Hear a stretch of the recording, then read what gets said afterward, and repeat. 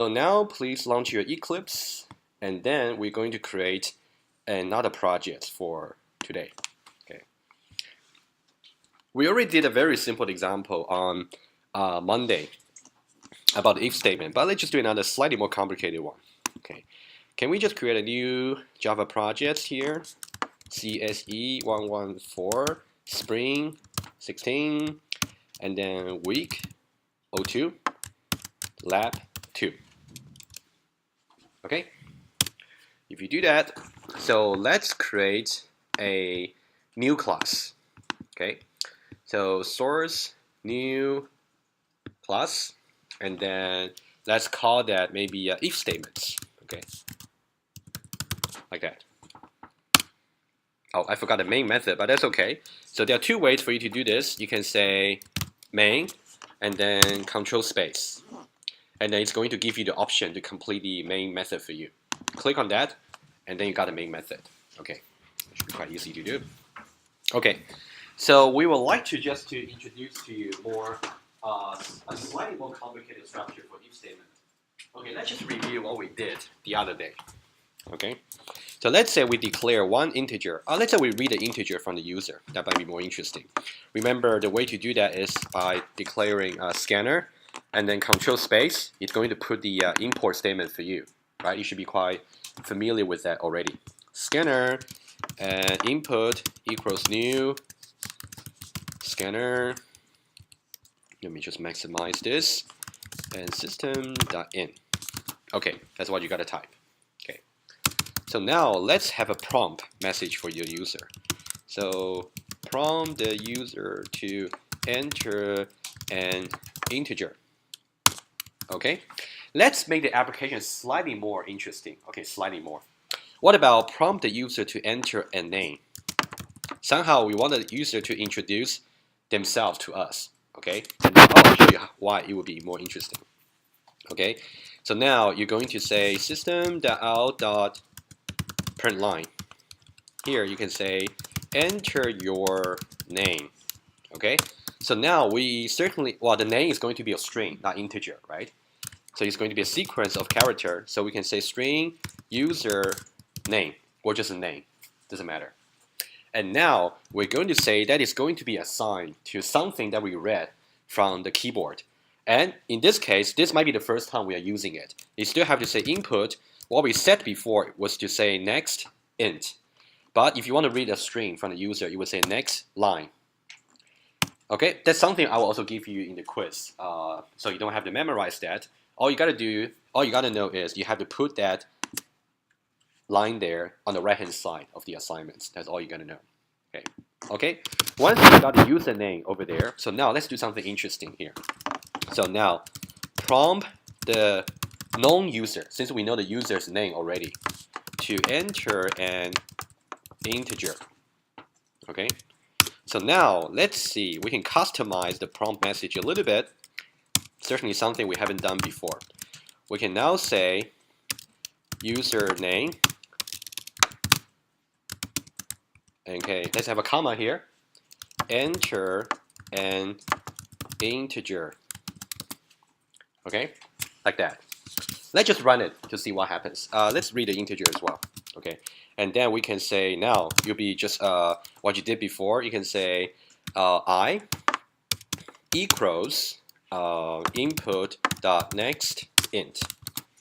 Okay, that's what we did before, just to read the integer.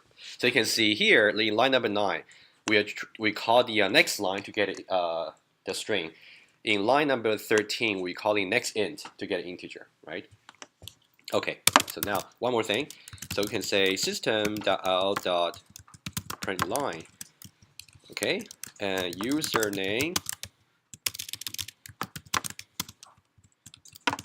You just entered, just like an echo message. Okay, that's about it. Well, we'll introduce the if statement in a moment. I just want to show you this new bits. Okay, maybe I'll just turn off the lights for now. It's easier. Okay, like that. Everyone follow so far? Good. Okay, let's now do the following. If you execute a program here, so first of all, enter your name. Jackie, let's say. They would say, Jackie, enter an integer, right? That's kind of more customized. Depending on what name you actually enter, you don't have to enter my name. You can enter your name or, okay. Jackie, enter an integer. Let's say if I say -10 and then hit enter, Jackie just enter -10. Okay, everyone okay with this program here? So we're just trying to use the next line to actually get more useful, more friendly message to the console. Okay. So now, let's say just return the integer back. It's not so exciting. So we like to actually do a more analysis on the number. Okay. Let's say we want to do the following. Let me show you the syntax. So what we said last time was, let's just repeat what we did last time. So somehow you can have the if statements. You can say if, which is a keyword, and then you will have a pair of parentheses, and inside you actually have a Boolean condition. So that's what we learned from last time. And after the parentheses, you have the curly brackets, right? A pair of curly brackets here. And inside, you're going to do something. Okay. So now let's say if the number that's entered by the user happens to be strictly greater than 0. Okay. In that case, we're going to execute one block of code. So we say system.out.println. Okay, and then we can say, let's say the username, comma, you entered a positive number. Okay. In the case where I is greater than 0 evaluates to false, let's say if the user actually enters -10, then you will actually have -10 larger than 0, which will give you false. In the case where this evaluates to false, you simply wouldn't touch this block of code. Okay, we only execute this line if the if condition here is true. Okay, so typically you have to specify other actions should the condition not be satisfied. So now, one way to do it is simply say else. It's like otherwise. Okay, we say if I larger than 0 evaluates to false. In that case, we go to the else part. Okay, let me just copy this line here and then show you. You can say system.out.println. You enter a I'll just say non-positive. Okay, I will make this slightly more complicated in a moment. You enter non-positive, which might be either 0 or it could be negative, right? By the way, maybe from your high school, you kind of know that if I is not larger than 0, that means I is smaller than or equal to 0, right? It's kind of negation of larger than, right? That should be quite easy. Okay, we will talk about that maybe in a lecture on Friday. Okay, let's try that. So now there's actually more analysis to be done from the program. Okay, first of all, enter your name. I'm going to try another name. What about Jim? Okay, Jim, enter an integer. If I say 5, Jim, you enter a positive number. Okay, if I try to execute the program again, let me just try maybe Jeremy. And if I enter 0, and it's going to say, Jeremy, you enter a non-positive number. Okay, so far so good. Okay. Okay, I'm sort of preparing you for the exercise I'm just about to distribute. Okay, let's do a slightly more complicated analysis. Okay, imagine that if this is your number line. Okay, if this is your number line, we would like to divide the number into different regions. So we want to see which region the number actually falls into from the user. So what about we do the following? We'd say if, let's say, let me put an empty circle here, 10 here, which means if, let's say if the number is strictly greater than 10, we're going to do something. If the number is in between, let's say 0 and 10, we're going to do something else. If the number is actually strictly less than 0, we're going to do another thing. So we got 3 possible regions. I said region 1, region 2, and region 3. Okay, region 3 here means I is strictly larger than 10. Okay, region 2 means that I is less than or equal to 10, and also I is larger than or equal to 0. So there are two conditions here, right? It's in between, like this region here. Okay, and region 1 would be I is strictly less than 0. Okay, we got 3 regions here to handle. Kind of follow? Okay, we just got 3 regions to analyze. Let's see how we can do this in Java, okay? Not that difficult. Let's see what we can do. So first of all, let me just put this into comments so you can still go back later. So remember to do the comments, you can simply highlight the region and Control/. That's one way. Or you can just go to source and select add block comments, either way. Okay, let me just go for Control/. Okay, so now I would like to somehow to say if I is strictly greater than 10, I'm going to say, well, your number is just greater than 10, let's say. If it is not greater than 10, I'm going to see if it is larger than or equal to 0. If it is, I'm going to say, well, your number is in between 0 and 10. If otherwise, that means none of the 2 conditions are met. That means your number must be negative. Okay, let's try. How do we write that? Quite easy, actually. So we're going to say if it is the case that the number that you enter, which is stored in I, is strictly greater than 10, then we're going to do something. Okay, I'll put the body in the if statement a little bit later. Okay, and then now slightly another new syntax for you. You want to say if I is not, it is not the case that I is strictly greater than 10, then we're going to do something else. So else if, another condition to check. Okay, else if I is greater than or equal to 0. Okay, I'm going to explain that in a moment, so don't panic. Otherwise, if none of the above conditions are met, we're going to do something else. Then put some comments for you. So the way this is going to work is Java is going to, first of all, evaluate this. Hello. The way this is going to work is Java is going to evaluate this condition here to see if I is greater than 10. If it is, it's going to execute whatever that's put inside this block here. If I is not greater than 10, then we're going to check to see if I is larger than or equal to 0. Okay? If it is, then we're going to execute this block of code. If it is not, then we're going to go ahead to the next one. Okay, you can so each condition will be evaluated sequentially. If this condition works, then we are done. If this condition doesn't work, we'll go to evaluate the next one. Okay, just one by one. Okay. Okay, let me just put some comments for you. If we reach here, that means I larger than 10 evaluates to false. Okay. If this condition here evaluates to false, then we will actually ignore this part and go ahead evaluate this. Okay, and now over here, if we reach here, that means 2 things. That means the following: I greater than 10, the very first one, evaluates to false, and I greater than or equal to 0 evaluates to false. Okay? So now let's see what we should do accordingly. Okay?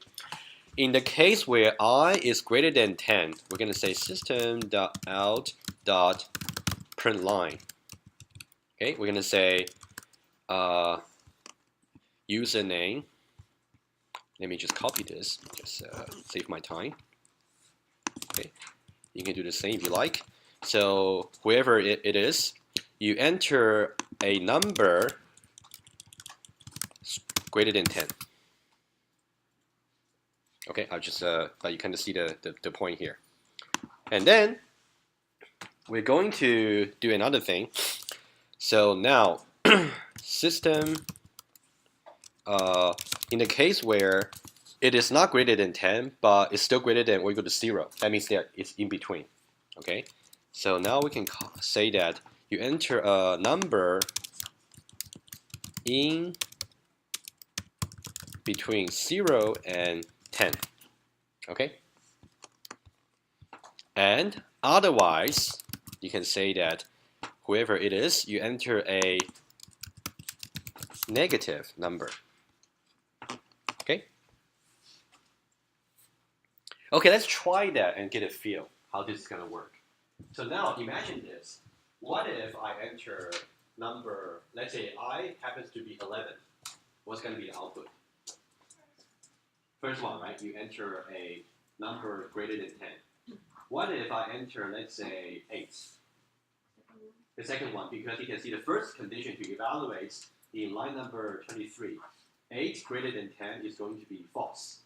So the print statement there will be ignored.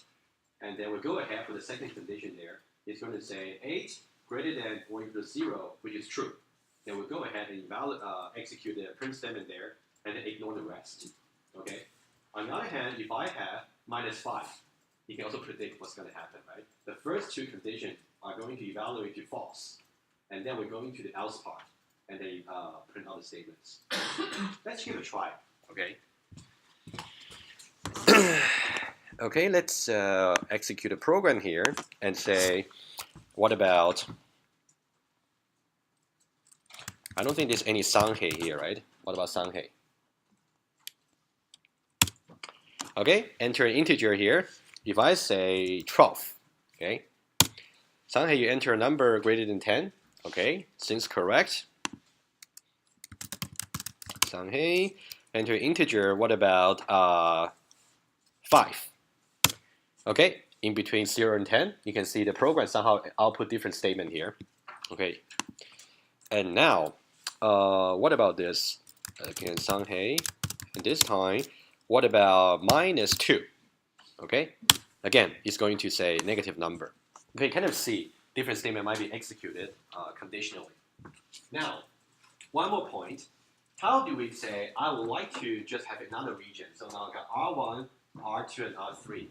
Let's say I want to be a little bit more detailed. I want to say I want to have another point over here. Another point here. Let's say this is 5. Okay, very easy. How do we do that?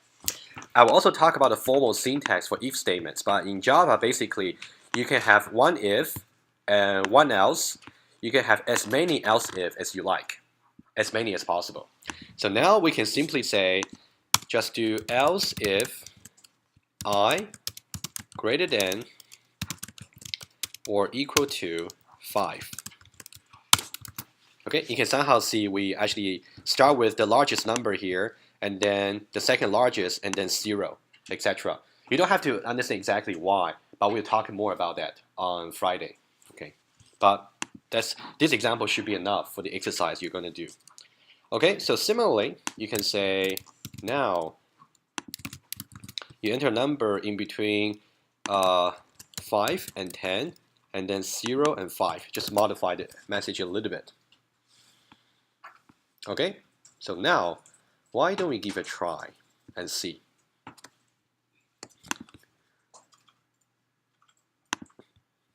If you have Sanghei, what about 7? Okay, some number between 5 and 10. You kind of get an idea. Okay, the important thing to note when you're doing the exercise is this is how the syntax works. You have to say if, and then with some Boolean condition inside the parentheses, and then you start your branch using the brackets over here in the curly brackets. Okay, and what about we do? Let me see. You might need one more thing. No, actually, you're fine. I think you're okay. Yeah, and of course, just mention one more thing to you. So inside each branch, you are not restricted to how many lines of code you can have. You can have as many lines as possible. Okay. So for example, you can also say system.out.println. Just print another thing. Let's say username. For example, come back again. You know, something like that. I'm just trying to say you can print as many lines as possible, but you will only say to whoever it is to come back again when the number is greater than 10, right? But for other branches, you're not going to print this message. Okay, let's give it a try. If I say Sanghei over here, if I simply say -5, it's only going to say you enter a negative number. Okay. On the other hand, Sanghei here, let's say 15. It's going to say Sanghei, you enter a number larger than 10. Sanghei, come back again. Okay, that's kind of the point. So when you are doing your first exercise here, you can put as many lines as necessary inside each branch. I'll let you practice with that. Okay? Any questions before I talk about the exercise? Any question? No? So is the statement going to be on the test? No, not this Friday. No. Next Friday. If you're very keen, I can give you one question on that. No? Okay. Yeah. Next Friday. Next Friday. Yeah. Don't panic.